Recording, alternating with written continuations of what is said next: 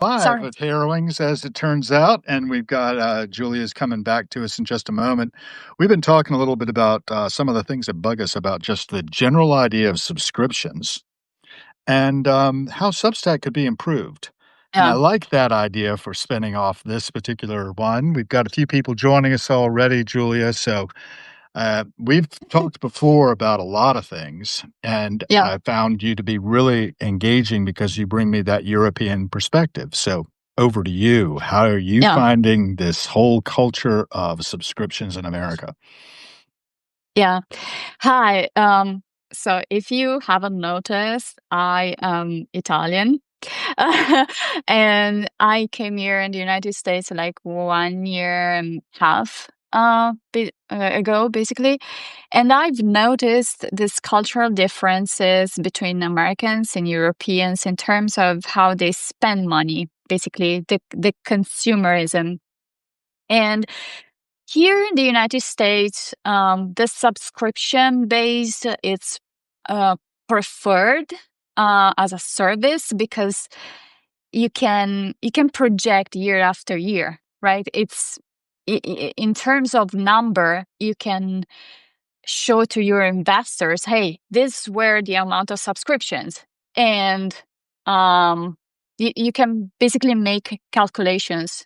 Okay, really easy, but it's difficult to predict or to make calculations based on one shot purchasing.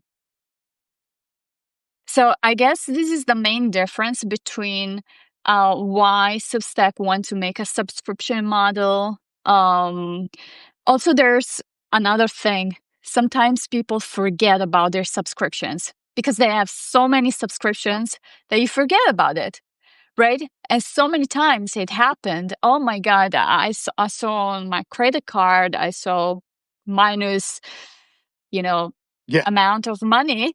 And I said, oh my God, I was already still paying this subscription that I wasn't using. So many times it is also related to that. It's convenient to project, and yeah, I think it's cultural, but I believe they are leaving a lot of money on the table. Because the European market is adverse to subscriptions. And I've talked to many other creators and they are telling me the same thing. I don't subscribe to a magazine. I select the issue I wanna purchase, and I am the same way. Okay, for example, I love Clerk's World magazine, which is a science fiction magazine, but I select exactly the uh The issue. the issue because maybe sometimes I'm overwhelmed and I just forget. I don't read it that month because I have other things to do. Okay, it's just about some sort of minimalism, tracking, and control that Europeans are, I guess, better than Americans. But that is I'm not saying we're better. I'm just saying that the European mindset is less is more, and we hate consumerism in general. I like that idea of getting away from consumerism and less is more, minimalism. Well, Europe's so small, so you can't have too much in it. Yeah. I lived in Denmark for a couple of years, like we talked about, and I really loved the lifestyle. I thought it was a whole lot healthier than what I'm experiencing here. And, the vibe and being able to sit down like we're doing and talk about these things and dive in Hmm. depth about them. That's I find relatively rare here as well. Yeah. It's kind of uncomfortable and they want to keep everything light and surfacey. And I like want to Hmm. stick a ice pick into my ears after 10 minutes of small talk that says nothing about anything. And yet I realize that people seem to have a need to do that. The chattery primate phenomenon, I Hmm. call it. We're the Yeah. chatteriest primates Hmm. out there, I think. Yeah, which is horrible for people like me. I'm not talkative in general. Like, You wanna I sit don't back. like to talk about me, so people will judge. I guess like I'm too private, meaning that I'm not. I'm not. I don't have anything to say at all, or Or that you're very judgy, maybe. yeah. I guess they are, but I You could get that projected onto you, I'm I saying, guess that yeah. maybe they feel judged by you because you're being quiet, and Oh, maybe right? oh I don't yeah. know, I think I get that sometimes when I step back and I really have only, like, pithy, hard-hitting content in my conversation with people, and a lot of times it's a little pointed because I'm trying to Hmm. wake up, I wanna wake up myself, and I Hmm. want other people to be awake. Clark's World was the sci-fi magazine you were referencing, right?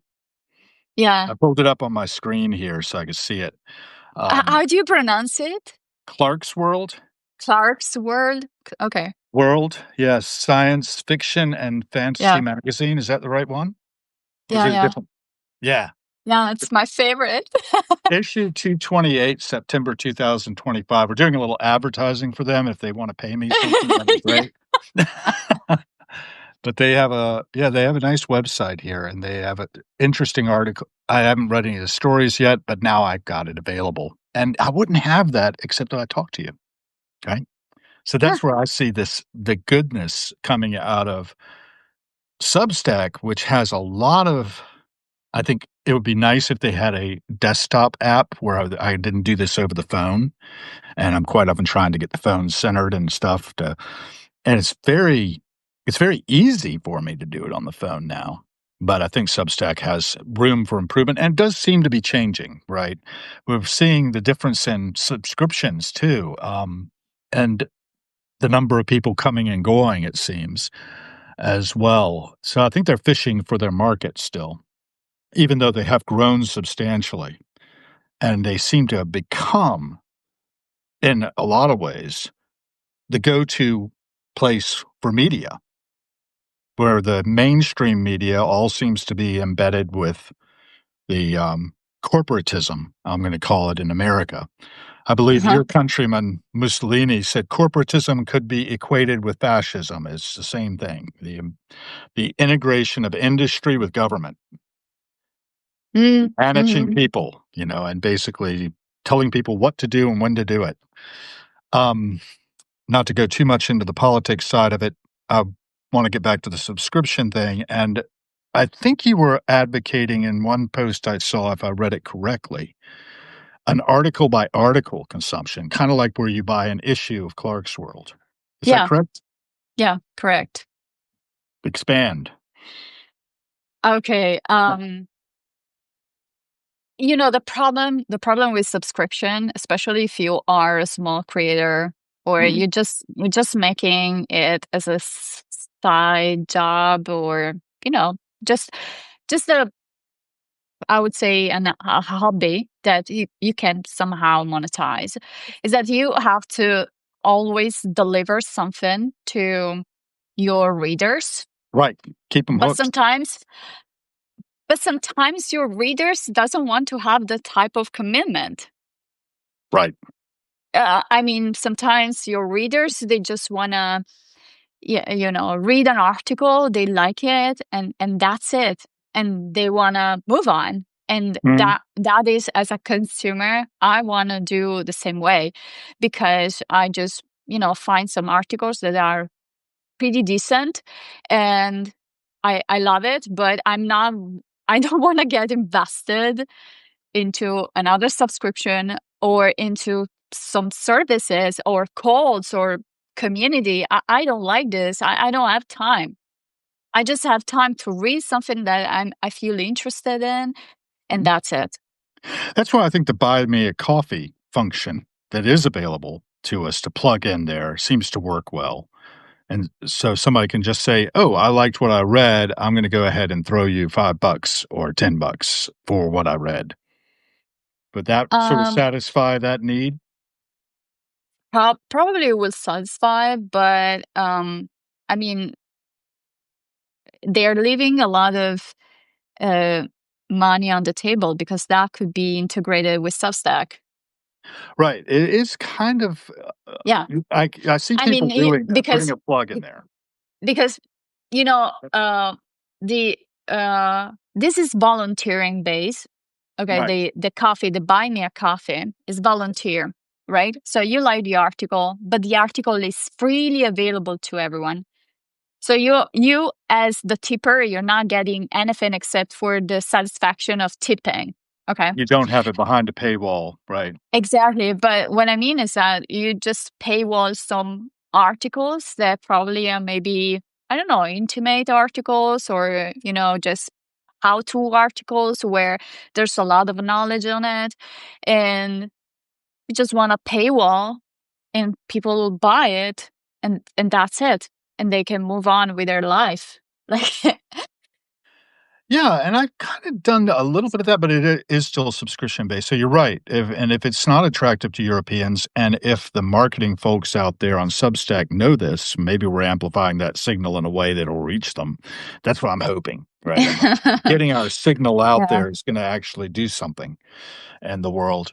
Um, Maybe they'll pick up on that and start to investigate how they're doing on the European market, how they're doing in the Asian market, how they're doing in, a global economy because it's like the early days of the internet, it feels like. That's the way it felt, at least initially. Now it doesn't feel that way quite the same. There seems to be a shift in the vibe, and that can all be my perspective, right? hmm But I think it's also a lot of people's perspective now. I'm not sure of that, but we'll see. Um, I was thinking about some other things. Yeah, about the subscription thing too. I noticed yesterday one of my frequent guests, Kay Stoner, who does a lot on enterprise on the artificial intelligence. I'm the enterprise architect, but anyway, hmm um, she was actually flagging the fact that when she opened up somebody's profile, she could see whether or not they had any paid subscriptions or not. Whose paid subscriptions they got, right? So it's kinda like a shaming of people to say, "Hey, this person is not paying for anybody's work on Substack." So I think that's kind mm of also kind of a boneheaded move on their part, perhaps, because it I can never alienate people. You never noticed it? Yeah, I've noticed this new thing, but I never associated any kind of judgment on it. I hadn't either, but when she did, I sort of was like, "Oh, okay. Yeah, I can sort of see the point and see that that might be a disincentive and something that felt a little insulting." And, well, it's hard not to insult people. Somebody's gonna get offended about just about anything, it seems, in our culture, Yeah, I feel particular. so. I feel so. Like, I don't feel really. I'm usually judgmental, I guess, but the whole thing about how many subscription you have on Mhm. Substack, it doesn't make me feel anything. I don't feel anything. Like I'm not even interested in knowing if people. I, Way to be. sorry, I'm probably too much self-absorbed, but I really don't have time for this shit. Like, I like that. That's authentic, right? And I think that that's probably the way to be, as far as yeah, I was saying. I don't know. This is my mantra. I don't know, I just know how it seems to me, and I'm going around quite befuddled in this modern world we're living in because basically I see us all as primates. I saw a heart go up. Thank you for that. Another one. You know what I mean? We're trying to navigate a type of technological civilization that's been built up by our predecessors. And we have mhm. this innate need to do what we're doing, sit down and talk to each other over a cup of coffee and or a beer at the bar or whatever, and dig into what really is going on and what is really working for us and what's not working for us. Hear a lot about what you're saying about subscriptions, and I've got to get a handle on my own because I have exactly the problem you're describing, which I really, relate to so well, and I think a lot of people can relate to it. In order for me to feel that I'm being the change I want to see in the world, I have put out a lot of paid subscriptions to people that I feel like are worthy of support in hopes that somehow that's going to flow back my way. And it's not really transactional so much because I make the commitment regardless and just sort of cross my fingers and stick a finger in the wind and see how it's blowing. Does that make sense? You follow what I'm saying? Yeah, yeah, I'm following. I'm following. And I'm Yeah. oversubscribed, right? As a result, I'm gonna have to cut back, I'm gonna have to winnow that down. And the same thing with, like, newspaper subscriptions and magazine subscriptions. I don't subscribe to magazines at this point because, well, I am basically supported by my Substack subscribers and my savings at this point. And I'm really gonna try Mhm. to shake that up. Another thing I did was, recently just hired a coach, somebody I Mhm. found on Substack. I don't know if you've run across her or not, but she just got on Substack a couple of months ago, and she said something about doing it because she felt lonely. She was having a lot of her clients ghost her, and, as a coach, she's reliant on that relationship and maintaining that relationship, right?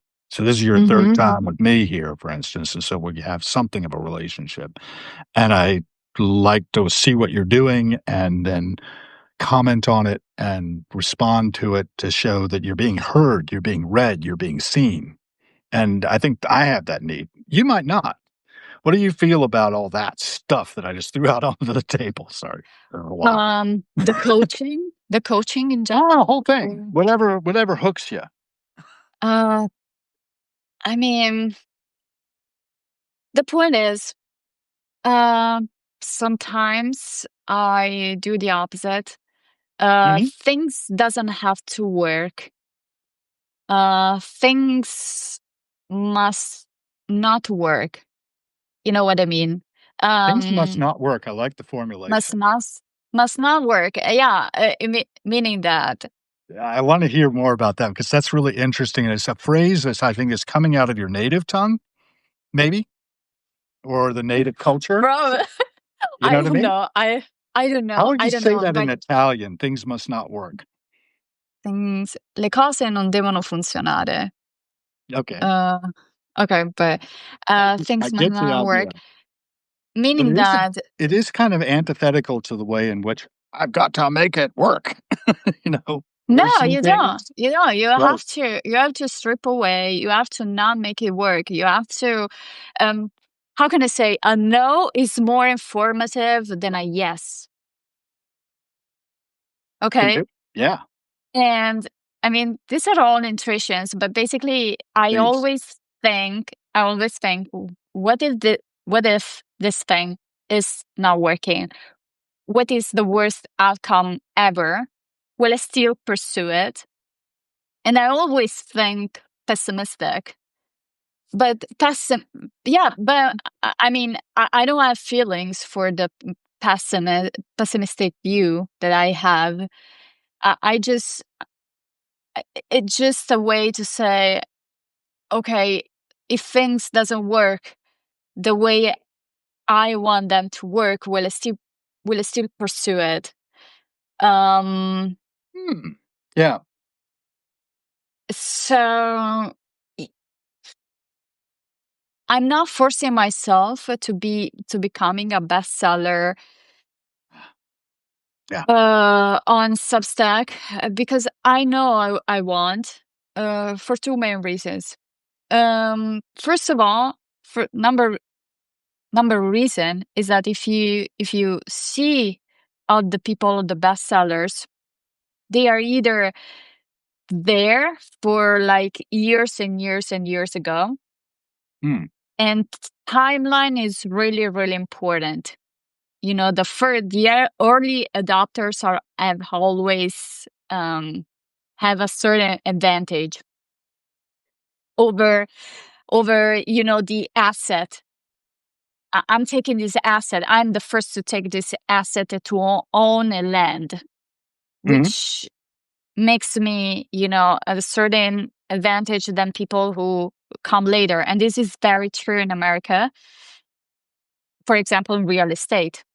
Okay, you are sitting on a house that now it is valued $1 million, but when you buy it, it was like two peanuts and one. And I don't know how much. and one apple.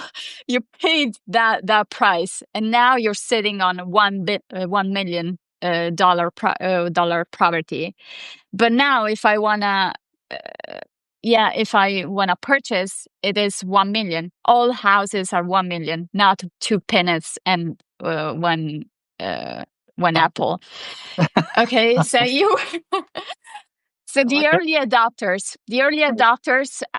take the asset. So the early adopters take most of Early the followers. early bird gets the worm. Yeah. Yeah. Second, Okay. most of the bestsellers are uh, companies like editorials, um, I see that. like Yep. The big yeah, voices. I'm really getting into the memory hole, for instance, which does a lot of rehashing of old CIA documents and things like that. I find it very interesting and historical, so but they have yeah, a bigger footprint, right? And then there are others that are yeah, actually newscasters that are getting out there and putting their stuff out, here Ye- instead of on the mainstream media, particularly when they are yeah. silenced on mainstream media, which is a big problem I see. hmm And a third, there's, single people, Mhm. celebrities, like, Yeah. for example, Pamela Anderson that writes stuff. And Yeah, that's you right. don't, I've you seen her don't, stuff. you don't care. You don't care about her writings. You care because you subscribe because she's Pamela Anderson. She now is a very decent person, but she has a celebrity status. You know what I Yes. mean? So if a Yes. celebrity just pops into Substack, people would just subscribe, not because of their writings, Okay. probably, but because of their personality, because they already know this person from the real life. So what I'm saying is that making an income on Substack, starting now, 2025, unless you become a con artist, it's really, really difficult. And the con artists, like, I'm referring to all the people. Hey, I'm sharing how to grow 10K a month with just writing with AI and not doing anything at all. Like this kind of growth that they're selling the Dance. dream. There's scams. To me, they are all scams. Uh, Maybe they're well intentioned, but they are scams because they are selling. They're circular. They're writing is circular. It's writing about how to grow and everything. But unless you wanna copy them, you're not gonna grow by following their Their advices formula. because Right, right. They're basically just gonna take your money and, you'll end up if you're successful, it'll be because you could be a scammer yourself, right? So I kinda like yeah. that idea. Yeah, yeah, sort of a pyramid scheme almost, a Ponzi scheme, they call it. Um, One of the things that's, motivating me, of course, is I think of it all as for Pamela Anderson and me, we're equal in a non-hierarchical network. Ideally, globally, all of us people on the planet, hmm we're different, which is interesting, but we're all just nodes on a non-hierarchical network now. And that's what happened with the internet initially. Suddenly I could reach out. I didn't have to go through a newspaper and get them to publish my article. I could just say stuff and people hmm could see it. And I thought hmm that was fascinating. When I built my first hmm website in 1996. Now on Substack, we have a lot of technical ability. Like if you've ever built a content management system, you know that this is a pretty intricate content management system. So it's able to get the word out through lots of channels. So that's helpful. hmm But the main driver for me is I want to move the needle for others, right? So I hmm want to make sure if I'm doing a subscription to somebody or somebody's doing a subscription to me, I classify the people who subscribe to me and pay something for it through whatever means they have. They are now my board of directors, and they are allowed to try to direct me. I'm not sure if I can be directed, but at least that's the idea. And then hmm also, when I give somebody else, I don't try to direct them either, really, but I'm trying to move the needle a little bit for them and amplify their signal through the noise because there's so much noise, right? There's not a lot of quality to our conversations. And I think that's where we were starting out talking about sitting down, being able to dig in deep on some of these topics. And while we might not see things the same way, we can relate and understand each other. And that's what I find Mhm. fascinating about interviewing you when we started out talking about I think we really started with the qualia and Yeah, the fish story from your childhood and your experience on the Canary Islands where you had that transformation. And I yeah. think, the fact you title your page, whether you want it to be like famous or not, I don't care. I'd like to help make it famous. Kenosis. I didn't know anything about Hypnosis. kenosis, but because I Yeah. saw that and I decided, "Oh, look up what kenosis is," last night, you know? Do you wanna talk a little bit about that and what your driver was to call it kenosis? Because it's a really interesting thing that I don't think a lot of people know, at least not in America. Um, well, first of all, I love the word, just the way it sounds, hypnosis, hypnosis. Um, I'm a writer. I consider myself a writer, Mhm. and I write every day, so I'm a writer. So most of the time, I love to play with words, and I love words to play in my head, like, kind of echo in my head. And the Echo. gnosis Yeah. was, yeah, and the gnosis was a nice word to play with. And then I discover mm, the meaning of the word, and it's just beautiful. It is a mystical experience, where you feel unified with the great one. And the great one is that you can call it God or the universe or the universal principle. But basically that is, in my opinion, the core of all the mm, spiritual spiritual experiences that one can have. Like feeling one with the whole universe and feeling one with the God. And I just loved it. And I felt like, because it's like, I feel like it was me, because I have I always had the struggle. This is a struggle, to have this interconnected view of the disciplines. There's science, there's religion, there's literature, but to me, they're the same thing. And which is, our consciousness trying to understand what basically what's our role in this world, who's God, and what's the destiny, and what's the origin, why we're here. And to me, it felt like, yeah, yeah, I like it. I feel that's me. I do too, and I'll Uh, just read off a little bit about what it says on my little Google up AI overview from Gemini. It says "Henosis" from the ancient Greek, as a term meaning oneness, union, or unity. In yeah. Neoplatonism, it represents the goal of achieving union with the fundamental reality of the universe, known as the One or monad. Hmm. And monads, Hmm. of course, is a term I've encountered first in working with Leibniz when I was in undergrad philosophy class.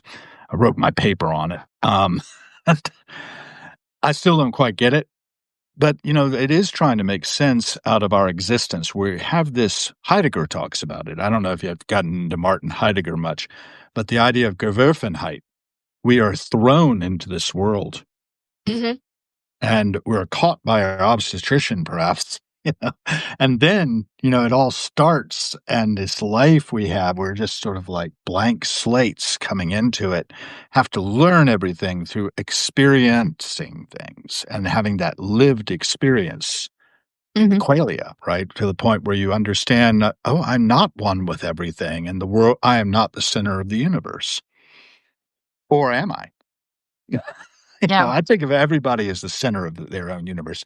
That non-hierarchical network, that I'm a node on that, right? But I'm pretty much equal with every other node. If anybody feels they aren't equal with me, I'm like, okay, that's your perspective.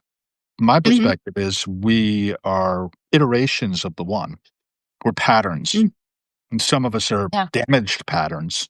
I think that's one of the reasons to hire in the coach is to have a reflecting point and somebody who is professionally enabled to sort of help steer this ship that I am because I'm chaotic. Oh, yeah. I don't know if you picked that up, but I love the idea of the rhythm of the language you were talking about. Maybe we want to Yeah. draw more about that out of your writing. USARD, I'm wearing a shirt here, is the United States Association of Rudimental Drummers. And Ah, the whole thing is about rhythm, right? And yeah. about having these rudiments that you can use to communicate. Um, and if you don't have a good drummer, it's very hard to keep on the beat and playing music and transmitting signals through the noise. And that's what fifers do, right? That's why I play this little instrument here is to try to get the signal through the noise, and it will do it. It's very shrill.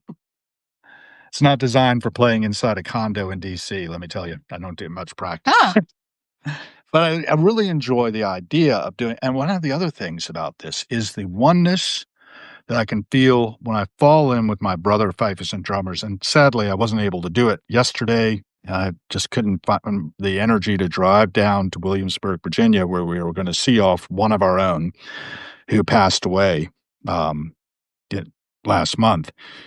But they were having a celebration of his life, and my brother fifers and drummers were gonna be there and perform. And when we fall in, we become not ourselves any longer. The mm, self drops away, or the ego, I should say, drops away, mhm. and you become the fifer, right? Yeah. Or the drummer. And then Mhm.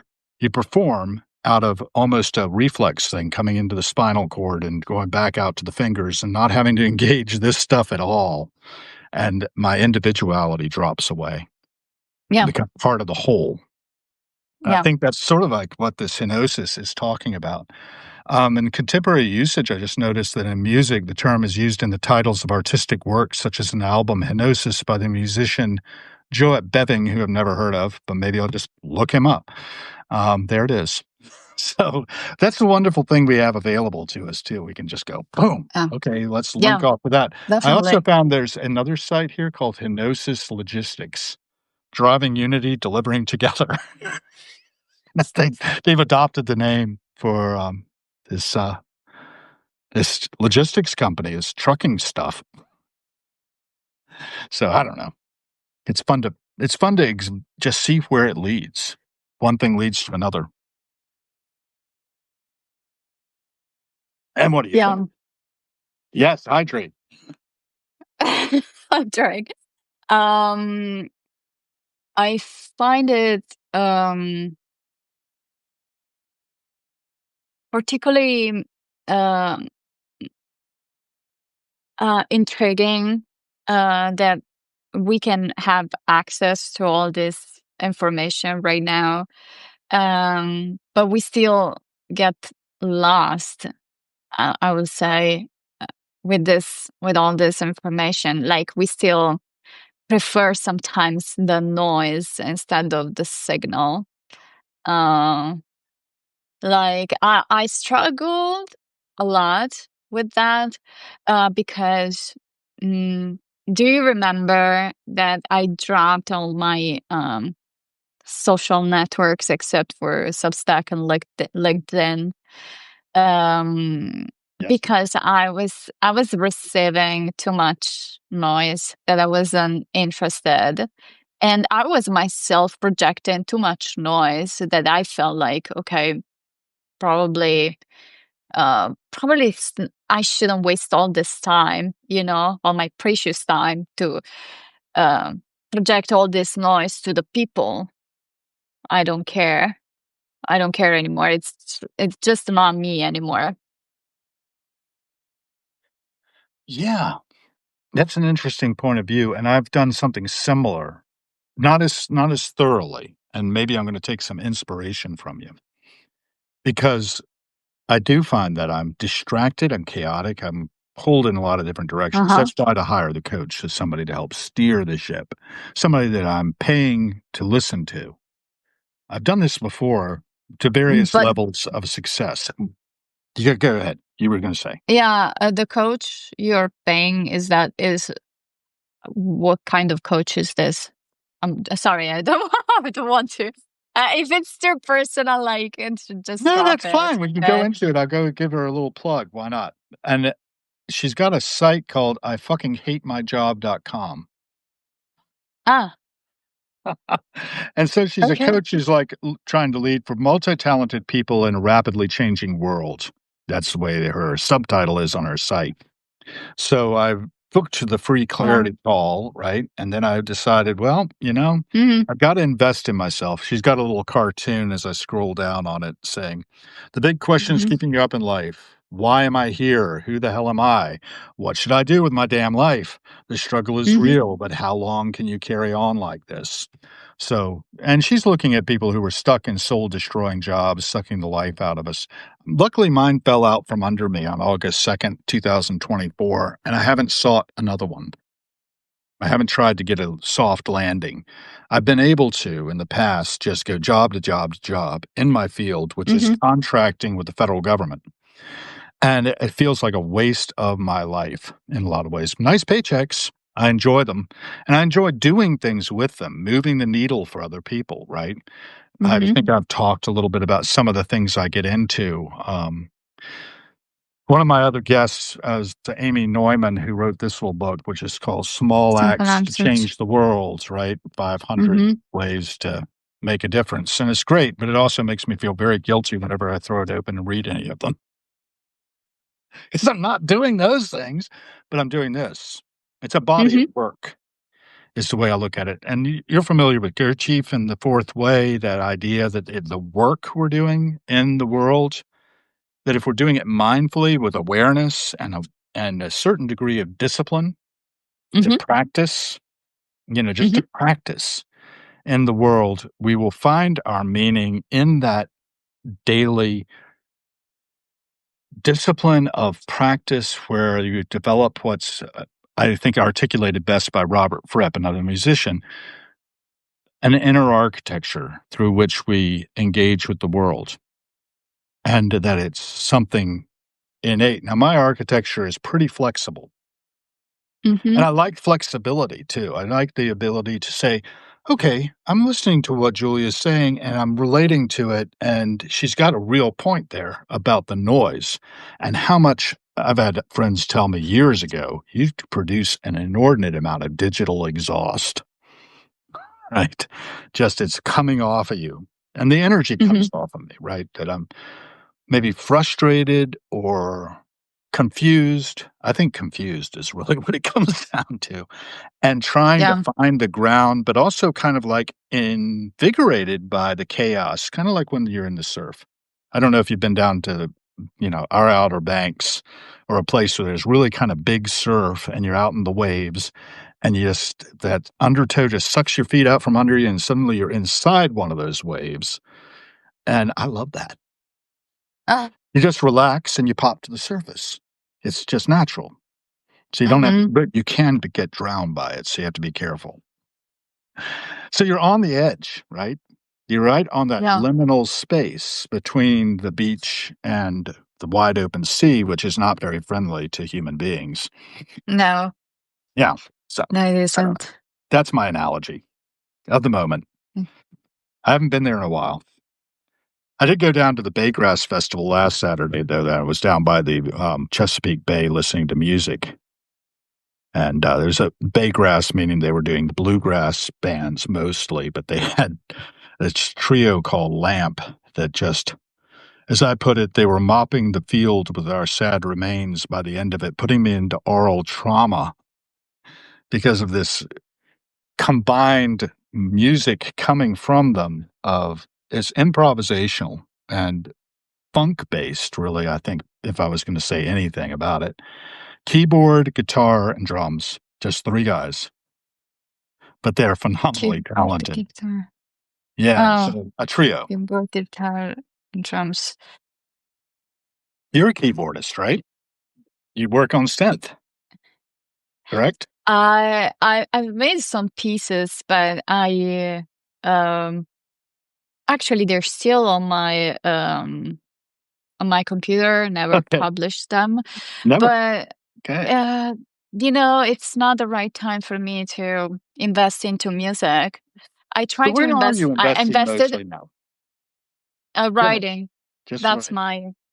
my thing because mm, you know, I guess I'm multi-potential, but I believe that everyone is as multi-potential. But you have a limited amount of hours, and again, I ask myself, imagine imagine all these projected careers, all of them Yeah. are going to trash. Like you're not gonna make it. Imagine you're not gonna make it. Wh- You wanna start wh- there? What That's your what pessimism? Yeah? what career would you pick? Of all those failing careers that you have, of all these Huh? failed hobbies that you have, what would you pick? Pick one. Those And failing careers that you have, of all these failed sorry, feedback. I just flipped open your page to look at your writing, and if you're asking me, I don't know that right now. I think that's probably one of the things I've hired a coach to help me with, because I do have a lot, and I I have this idea that I would like to continue sort of to take the stuff that I've built so far in myself, my inner architecture about enterprise architecture, and apply it to the AI field. So therefore, I've started this AI consultancy um, No, certification please. process. No, no, No, please. wait, Stop wait. AI. Stop AI. No, no, it's Stop not just. AI. It's not just. Well, that's what they call it now. I'm sorry, but it's through the U.S. Institute of Diplomacy and Human Rights, which is based here in DC. And it's a Yeah. formal program. I'm going to take it to inform myself better so that I can Uh-huh. also point out the weaknesses. That's one of the things I'm going on with my friend Kay. And I had Mhm. Origin on as well from Oklahoma, who are both really into it, into the persona side of things, which I'm skeptical about. I'm highly skeptical of a lot of my friends who are getting really excited about this, right? And you're skeptical about it too, if I'm not mistaken, after all your Super training in the skeptical. field. And you should be, right? Right? Yeah. Because anything that I get out of that, if I'm not cross checking it, I take it back to the principles that I was taught by my father, a historian, a research historian. And, Mhm. that my company, that Harrowings is the publishing arm of, is based around this idea of preserving and protecting his legacy as a research historian. And he taught me if it's printed, it's suspect. No one ever publishes anything without an axe to grind. It costs money to print things. So you got to realize that somebody had a good reason to have it printed, right? Mhm. It takes, and time is money. So it takes time to write anything on Substack. So you've got to look at that and do your own Mhm. research. Go back to Yeah. primary documentation. Mhm. I'm also producing a body of primary documentation through the passing show, where I go out with my camera on Substack Live and film the passing show and narrate what I'm seeing. And maybe I don't know what the hell I'm talking about, but somebody else can pick that up later and maybe use it to get a window on what was actually happening here now. You know, I Mhm. don't Mhm. it may just go into atoms and, electrons and disappear, but I'm trying to leave a mark.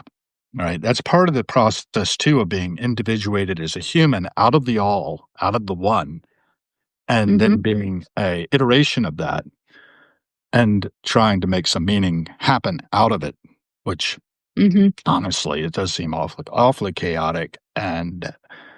But I do think that there's an opportunity to take the technologies we have. One of them is artificial intelligence, but there are a lot of others, right? Together with robotics, which I think you have a background in as well, the Mhm. data analytics side of it, which I think you also have some credibility in right now, Yeah. enough to be skeptical of the whole thing, right? Yeah. I'm Yeah. super skeptical. I'm sort of And then skeptical. I could take that into the global management system, the idea that our technologies can transcend us as biological and steward No, us and take care of us. I know most people say no.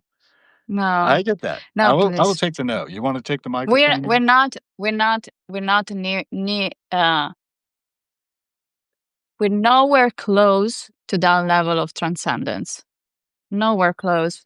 Not yet. The AI has been badly marketed because we are talking about chatbots, Right. fancy and expensive and dangerous chatbots. This is not AI. We're now nowhere No. close, so please. I mean, if you have to spend time, just open a bakery. It's way better to invest your time. At least you have some real things. I have to get a little bit emotionally away from my field Yes. because it's so alienating.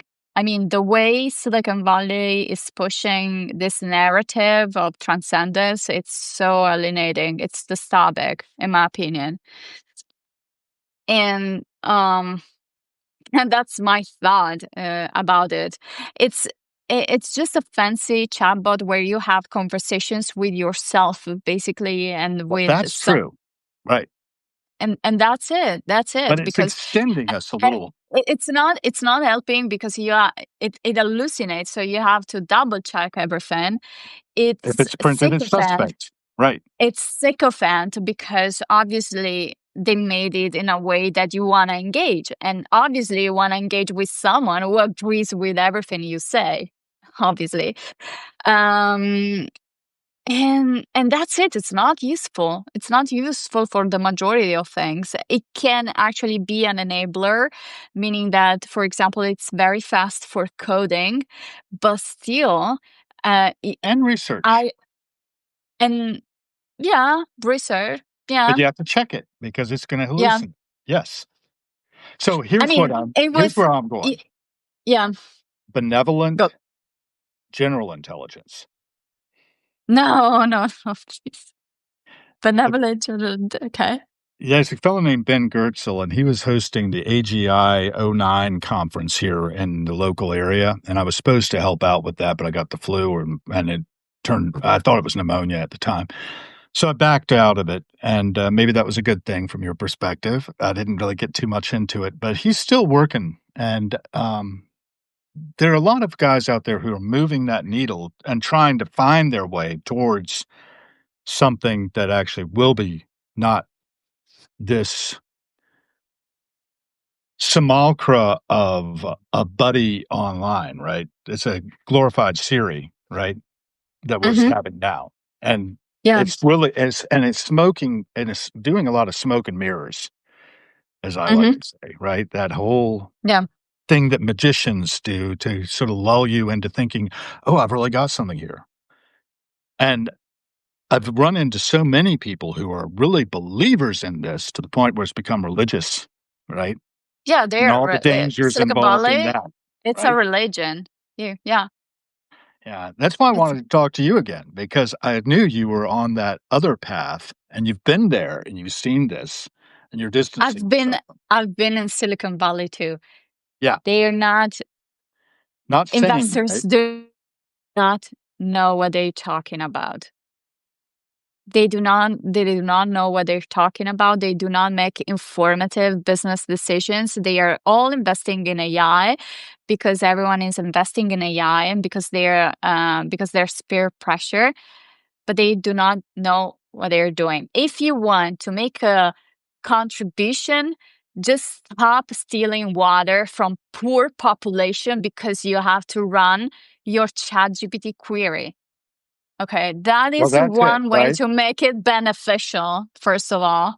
Well, that's right. And that's where I think being able to expose those things is one of the things I've been digging into. Like, what's the situation actually happening in Africa now? You can't find out from our news media, you know? Mm, And you're I, talking I can about that I can we're talking on the I can phone. give you some resources about what's going on. I don't think the problem is in I've Africa, dug into some but it's not just Africa, it's Asia as well. It's all over the world where South we're mining the America. Yeah. Mining the metals? Yeah, South America, what's going on there that you're aware of? Um, I have to cross check. I know that they are stealing water from a poor population in Uruguay to basically use that water to cool down their data centers. Right. And this kind and the data centers that are going up in Oklahoma, we started talking about that when I had Origin and K Stoner on yesterday.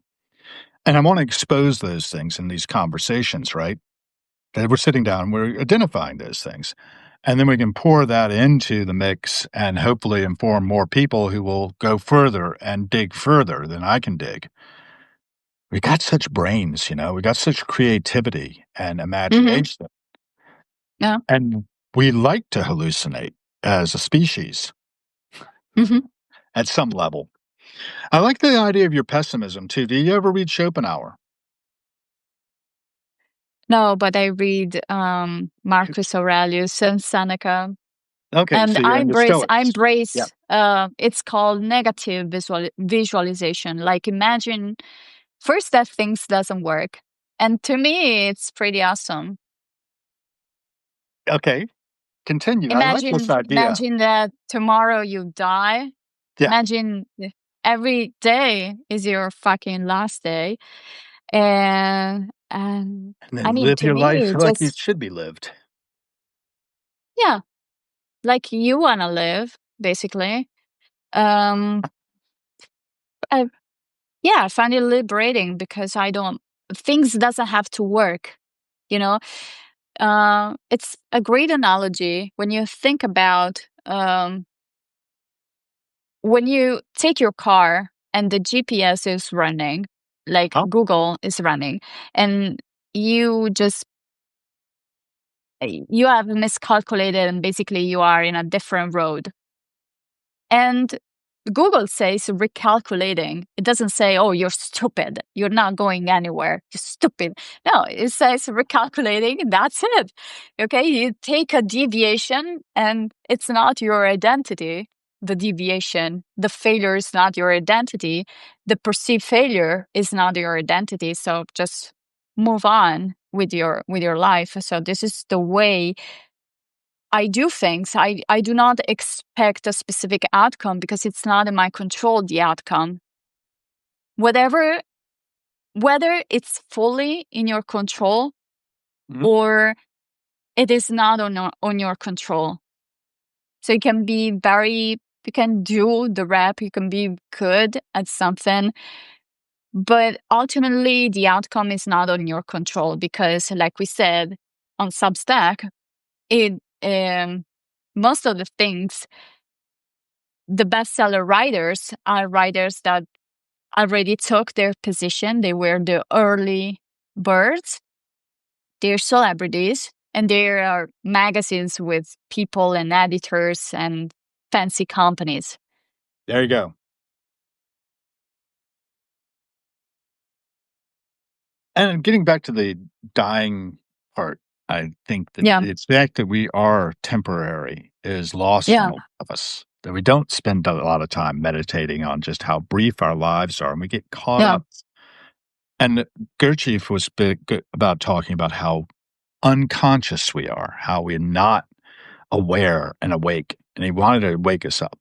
Same thing with another guy I follow. You may have noticed, Mayor Baba. He was called himself the Awakener. And he's not Mm, there to try to lay down any precepts or anything. He's there to awaken us to the oneness of love. And that love was really the thing that was going to transcend everything. hmm, And that he was the ocean of love. And that all this theater, all of this Maya, the illusion that we hmm. perceive as we're navigating our lives is just that. It is illusion. That Yeah. dying is just changing, like taking off a suit of clothes and putting on another.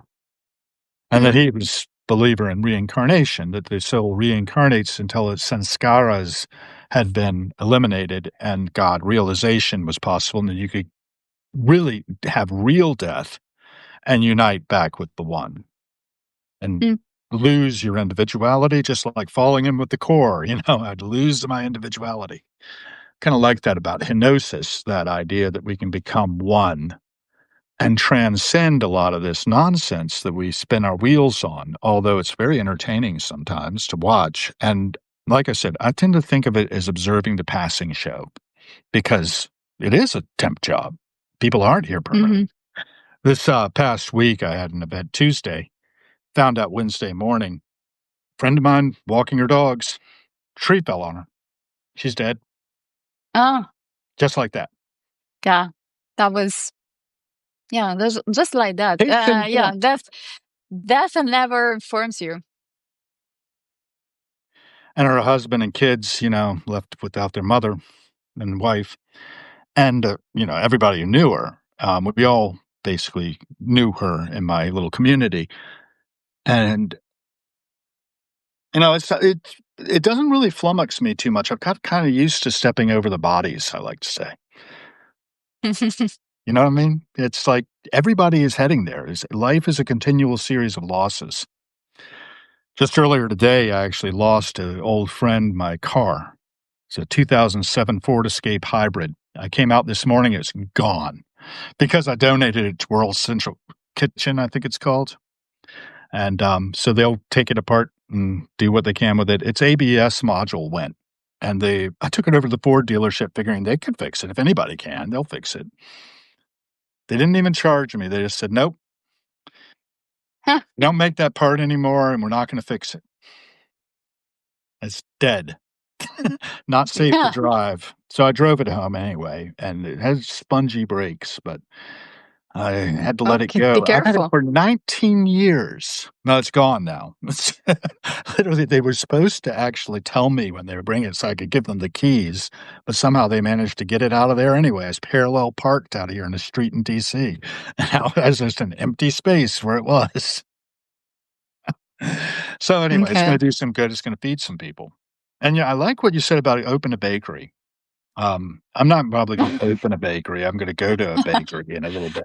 I didn't want to diminish, by the way, I didn't want to diminish your dreams. It just No, really I do wanna participate. That's the do thing. I not wanna try continue to and participate. it's I mean, if you have to invest on the next thing to do, do not invest on AI. Really, just don't do anything. Really, it's better than doing something with AI. Really, I mean, that's my Well, I think that if it strongly was opinion, but well, I understand what you're saying. it's What we're talking about is large language models doing predictive analysis on vector yeah, databases, and I think yeah. if we call it by their proper names, what they actually are, then they are not intelligent. No, they're not. They're We don't even know the definition of conscious, intelligent, and everything related to a human being. So why should carry so much about artificial intelligence? This is what I'm saying. The thing is, people do not see things as they are, and most people. And to me, just a waste of money, of capital, because there are so many other interesting and more urgent things to put your money on, which is, I don't know, nuclear fusion. I mean, free energy forever. That I want that. More nuclear energy in general for everybody instead of coal carbon, which has uh, duplicated since the demand of data centers in AI for AI, which is a waste, yeah, that in sort of my fits with opinion. your it sort of fits with your, Philip K. Dick reference about, that metabolism is a burning process, an active furnace, Hmm. and similarly with using active furnaces to power everything, which is a type of Hmm. so, yeah, getting back to the carbon, getting back to the nuclear, have you heard about zero point energy by any chance? And by the way, I No. don't wanna be disrespectful of your time. We've hit 1 hour, and, Yeah. I think this In is fact, probably a I have good to go. Okay, well, let me let you go. We'll talk Yeah. about zero point energy some other time, which I'm very skeptical about, and I love your skepticism. And I love your generosity in spending some time with me today. I appreciate that so much. Do you have the Oh, last word? okay. We're wrapping. We're Yeah, I wrapping think we up. can Okay. wrap. I'm trying to make a good segue into that. Okay.